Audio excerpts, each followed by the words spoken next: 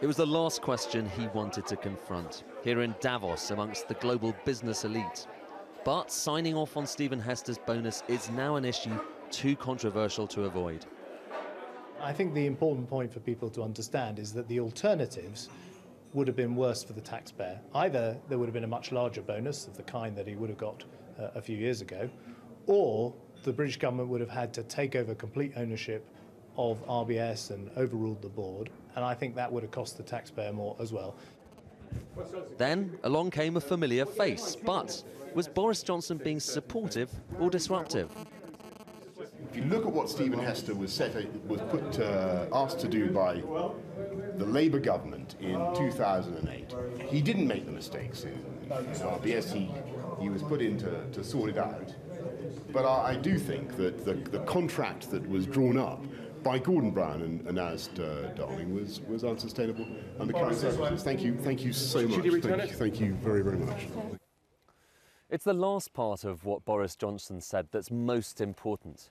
Few people would argue, even people here behind the security cordon at Davos, that the contract drawn up between the last government and Stephen Hester looks, well, rather awkward.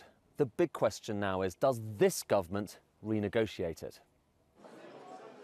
Here at the World Economic Forum, where the main topic under discussion is inequality, it's a difficult dilemma. But as far as Labour's Ed Miliband is concerned, there is a simpler solution.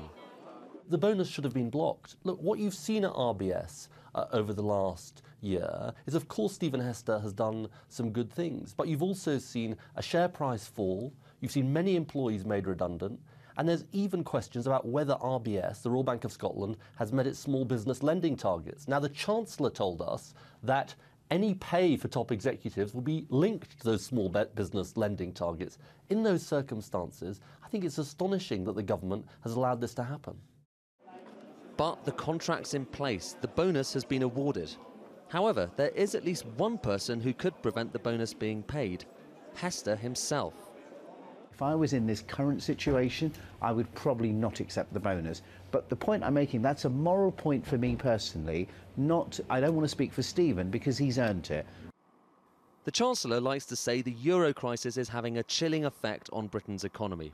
But right now, it's this homegrown bonus crisis that's sending a shiver down his spine.